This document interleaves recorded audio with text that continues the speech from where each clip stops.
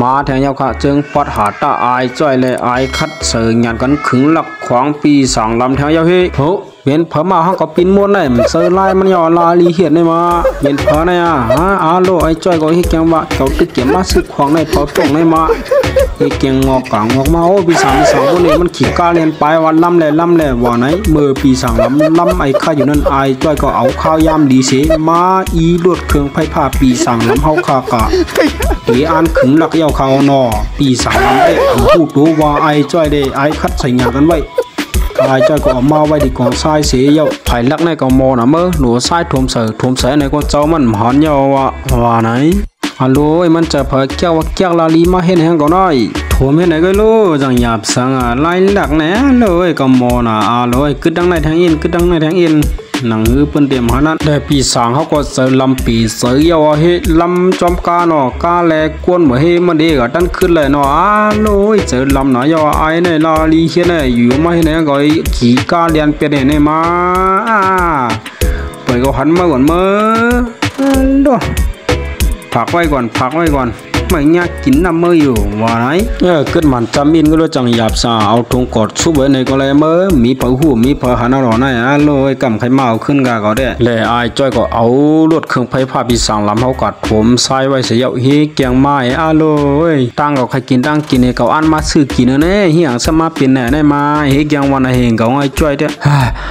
เลยเฮ้ยเบจ้าว่าเลยลำก่อมขึ้นบอกกาเลยคนเลยมันเข้าไปเนี่ยหลวงบอกมันมาทางป่องผ้าห้ามมากาไอ้ป่องไม่รู้ลำขึ้น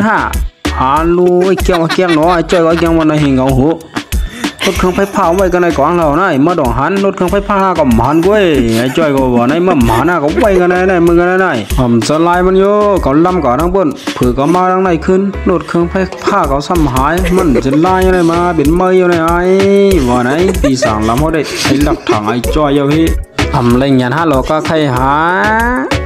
เฮิร์ตันเมาก่อนไอ้ทั้งในก็หมันตรงนี้ฮัลโหลเนี่ยพอลาลีเขียนมาอยู่มันหลักห้างกันนี่มากับปานเมืองนี่มาขี้หลักปีเดือนะกับวันปานเมืองเมืองนี่มาฮัลโหลไอ้มันหันเตี้ยไอ้สองตามันเนี่ยมันรถเครื่องไฟฟ้าก็ได้มันนี่ก็มันไอ้ก็มันก็อยู่กันไอ้ก็มันเอาใครกินเดี๋ยวน่ะบุเรก็อันมาซื้อกินไอ้ก็ห้ามมือแล้วเนาะถึงมันล่ะวะมันจะมีอะไรมั้งว่าไหนไอ้ใจก็ยังว่าบายกับห้ามือก็หัวก็ตาห้ามือว่าก็มือขึ้นก็มือลูกแกมาซื้อกินมือไหนว่าไหนมือปีสางล้ำป่วนมือกับอีหนึ่งเยอะไอ้ใจก็หลักตัวจอมปีล้ำเขาขึ้นเยอะเฮลูกหลักกะเอาขึ้นเยอะก็ไม่ได้ดิอันเก่ารถเครื่องมันขึ้นเยอะกว่าไอ้ล้ำเดี่ยมหูมือไปมือโอ้โหตึงมีอยู่โหอยากก็ไม่ได้ไอ้โทรฟังไอ้คัดก่อนมื้อว่าไหนไอ้จ้อยได้โทรหาไอ้คัดเดียวฮัลโหลไอ้ก็มาเลยเจ้ามันมือไล่ฮะได้ไล่มาเปิดกล้ามก็ได้จูมาเหรอโอเคไม่น่าไม่โอเค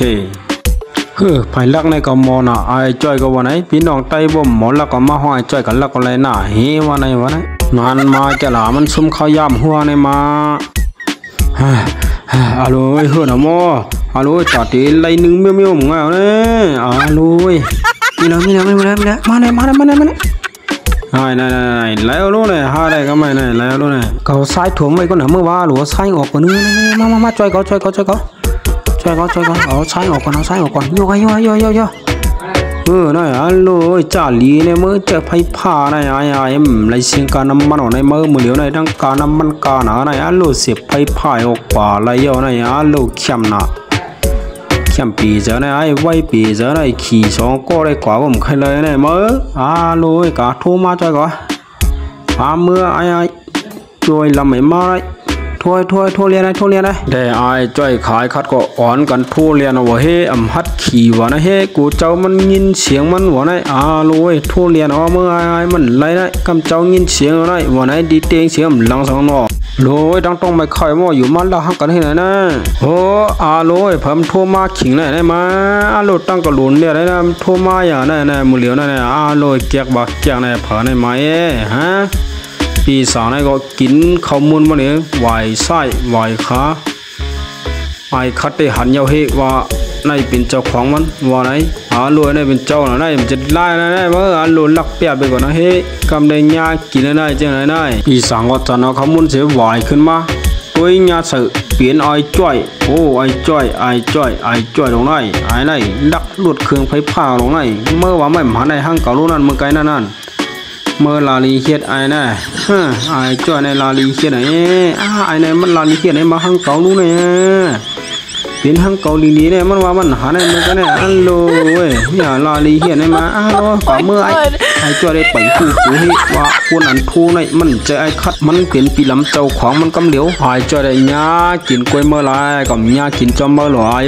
ไอ้ว่าไหนไอ้คัดก็มังวกกล้วยไอ้จ้อยเสียวก็ไหวหูมาเยอะเฮ้ไอ้จ้อยได้ไปคู่หูว่าเจ้ามันมาเจ้ามันคือถามว่าเป็นไอ้คัดไหนโย่ฮัลโหลไอ้เข้มไปจะมาตัวมือกันปั๊บเฮ้ยเนี่ยไรยามเมื่อไรล้ำมันจะได้ยังไงเมื่อตันมาเลยได้ไอ้จ้อยก็วันนี้เดี๋ยวปีสางล้ำบอกขึงกันไอ้จ้อยยากินขันมัน